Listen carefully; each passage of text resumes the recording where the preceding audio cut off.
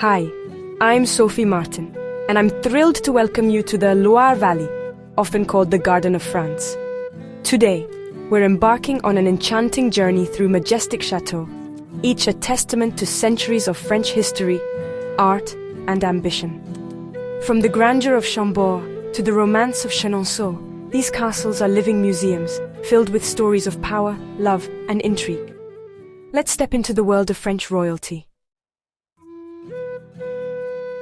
Our first stop is the colossal Château de Chambord, a true marvel of architectural ingenuity and royal ambition. This grand edifice stands as a testament to the opulence and vision of the French Renaissance. Commissioned by King Francis I in the early 16th century, this lavish hunting lodge was designed to impress and inspire. The château's construction began in 1519 and took several decades to complete, involving thousands of workers and artisans. Its forest of towers and turrets creates a fantastical skyline that seems to rise out of a fairy tale. The intricate design and sheer scale of the structure are awe-inspiring, making it one of the most recognizable châteaux in the world. A masterpiece of French Renaissance architecture, Chambord seamlessly blends medieval forms with classical Renaissance structures. The detailed stonework and artistic flourishes reflect the era's fascination with symmetry, geometry, and grandeur. The château boasts over 400 rooms, each designed with meticulous attention to detail. These rooms were intended to host the king and his court during their hunting expeditions, providing a luxurious retreat in the heart of the French countryside. One of the most fascinating features of Chambord is the famous double helix staircase, attributed to Leonardo da Vinci. This ingenious design allows two people to ascend and descend without ever crossing paths, a marvel of engineering and creativity. Chambord is surrounded by the largest enclosed forest park in Europe, spanning over 13,000 acres. This vast woodland served as the king's private hunting ground, teeming with wildlife and natural beauty. Once the king's private hunting ground, the forest is now a sanctuary for deer, boar, and other wildlife. It offers a glimpse into the natural world that the king so cherished and sought to preserve. Inside, the rooms are sparsely furnished, allowing visitors to appreciate the raw architectural beauty and the sheer scale of the spaces. The grand halls and chambers echo with the history and grandeur of a bygone era. The vaulted ceilings, stone arches, and exposed beams highlight the craftsmanship and artistic vision that went into creating this monumental structure. Each element tells a story of innovation and artistic excellence. The salamander emblem of Francis I is a personal touch that can be found throughout the château. This symbol of the king's power and resilience is intricately carved into the stonework, adding a unique and personal element to the grand design. From the rooftop terraces, the view is breathtaking, offering a panoramic vista of the surrounding landscape. The terraces provide a unique perspective on the château's design and the natural beauty that surrounds it. The expansive castle grounds stretch out in all directions, a testament to the king's ambitious vision. From this vantage point, one can truly appreciate the scale and grandeur of Chambord, as well as the harmony between the architecture and the natural environment. Chambord is more than a building. It is a symbol of a king's ambition and a celebration of art and nature. The château stands as a monument to the creativity and vision of the Renaissance, a period that forever changed the course of history. As sunlight streams through its windows and the surrounding forests blend seamlessly with its grand design, Chambord remains a timeless masterpiece, inviting all who visit to step back in time and experience the grandeur of a king's dream. Leaving behind the grandeur of Chambord, our journey brings us to one of the most enchanting and storied castles in the Loire Valley, the elegant Château de Chenonceau. Nestled gracefully amidst lush forests and gardens, this castle is a vision of beauty and refinement, its white stone walls gleaming in the sunlight. Chenonceau is instantly recognizable for its breathtaking arches that stretch across the gentle river Cher, creating a perfect mirror image in the water below. The castle seems to float above the river, blending architecture and nature in a way that feels almost magical. Often called the Château des Dames, or the Castle of the Ladies, Chenonceau's legacy is deeply intertwined with the remarkable women who shaped its destiny. Their names are etched into the very stones of the castle, and their stories echo through its halls. In the 16th century, King Henry II gifted Chenonceau to his beloved mistress, Diane de Poitiers.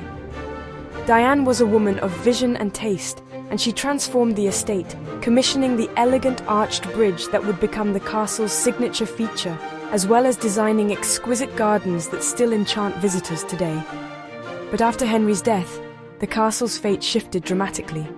His formidable widow, Catherine de' Medici, seized Chenonceau from Diane and made it her own. Catherine expanded the castle's grandeur, adding the magnificent two-story gallery that stretches across the bridge, where sunlight pours through tall windows, illuminating the river below. The rivalry between Diane and Catherine is immortalized in the castle's two rival gardens, each reflecting the unique personality and ambition of its creator. Walking through these gardens, you can sense the silent competition that once played out here, a testament to the power struggles and passions of the French court. Chenonceau's story doesn't end with the Renaissance. During World War I, the castle's grand gallery was transformed into a hospital ward, where wounded soldiers found care and comfort beneath its vaulted ceilings. The castle's walls witnessed both suffering and hope during those turbulent years. In World War II, Chenonceau played a daring new role. Straddling the border between Nazi-occupied and Free France, its gallery became a secret escape route for those fleeing oppression, offering a lifeline to freedom across the river. Step inside, and you'll discover a castle that feels alive, a home filled with warmth, elegance, and history. Each room is beautifully furnished, adorned with fresh flowers that are arranged daily, a tradition that brings color and fragrance to the stately halls and cozy chambers alike. Today, Chenonceau stands as a living tribute to the enduring power, creativity, and influence of women throughout history. It is a place where art, architecture, and the indomitable spirit of its female patrons come together, inviting visitors to walk in their footsteps and experience the magic of the Castle of the Ladies. Welcome to the Château de Villandry, home to the most spectacular gardens in the Loire Valley. The gardens are laid out in formal terraces, each with its own theme. The ornamental garden uses geometric shapes to represent different facets of love. The kitchen garden is a checkerboard of vegetables and flowers, a breathtakingly beautiful tradition. Villandry was the passion project of Joachim Carvalho, who recreated the Renaissance gardens. Today, his descendants maintain this horticultural paradise using organic methods. A visit to Villandry is a reminder of the profound connection between humans and nature. Perched high on a dramatic rocky outcrop above the Loire Valley, the Château d'Amboise stands as a testament to centuries of French history and royal grandeur. Its commanding position made it not only a strategic fortress, but also a favorite residence for the kings and queens of France, who were drawn to its breathtaking views and elegant architecture. The château's silhouette dominates the skyline, its turrets and ramparts rising above the river, inviting visitors to step back in time and imagine the pageantry of the royal court. Within these storied walls, King Charles VIII was both born and met his untimely end, while Francis I, one of France's most influential monarchs, spent his formative years here, surrounded by the splendor and intrigue of court life. The château's halls echo with the footsteps of royalty, and its rooms are filled with portraits, artifacts, and memories of a bygone era. From the expansive terraces, visitors are treated to sweeping panoramic vistas of the Loire River and the lush valley beyond. These magnificent views have inspired artists, poets, and travelers for generations, offering a sense of peace and grandeur that is truly unforgettable. Just a short walk from the château lies the Clos-Luz Manor, where the legendary Leonardo da Vinci spent his final years. Invited by Francis I, Leonardo brought with him a spirit of innovation and creativity, filling the manor with his inventions, sketches, and ideas that would shape the Renaissance. After his death, Leonardo was laid to rest in the exquisite chapel of Saint-Hubert, a small Gothic masterpiece adorned with intricate stone carvings and bathed in soft, colored light. The chapel remains a place of quiet reflection, where visitors can pay their respects to one of history's greatest minds. Exploring Amboise is like walking through a living museum, where every chamber, council hall, and spiral ramp tells a story of ambition, artistry, and power. The massive cavalry towers and grand halls evoke the drama of royal councils and the daily life of the court. Today, The Château d'Amboise stands as a symbol of both splendor and sorrow, its walls bearing witness to the triumphs and tragedies that have shaped the turbulent history of France. It remains a place where the past feels vividly alive, inviting all who visit to experience its enduring legacy. The Château de Cheverny is a pristine example of 17th century French classicism. Owned by the Houreau family for over 6 centuries, it has a personal feel. Cheverny inspired Marlinspic Hall in The Adventures of Tintin. The chateau maintains a kennel of hunting hounds, a spectacle to witness. Inside, it's a treasure trove of original furniture and art, offering a glimpse into aristocratic life. The Royal Château de Blois is a captivating architectural lesson.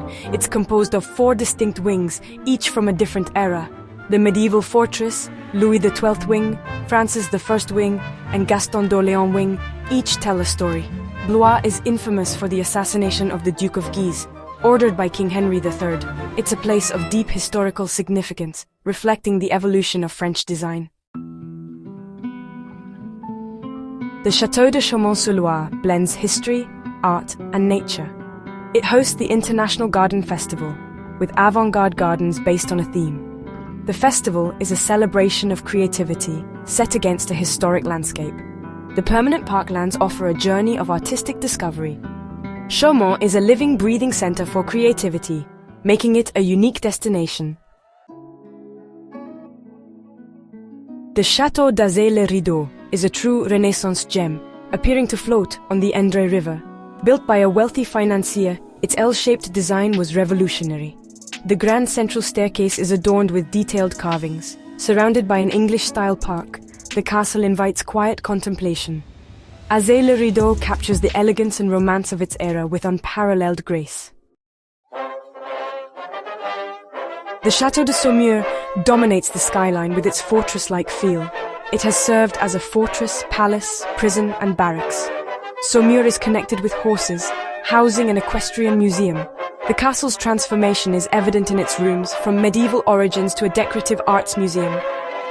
Saumur offers a robust, multi-layered history centered on this magnificent hilltop fortress. The royal fortress of Chinon is a sprawling complex of 3 castles. It was a key stronghold for the English Plantagenet kings. Joan of Arc met the Dauphin here, a turning point in the 100 Years' War. The fortress uses augmented reality to visualize its history. Chinon offers a gritty taste of medieval life and power, a place of kings and knights. Our journey through the majestic castles of the Loire Valley comes to an end. From Chambord to Chinon, we've walked through centuries of history, art, and human drama. Thank you for joining me today. Until our next adventure, au revoir.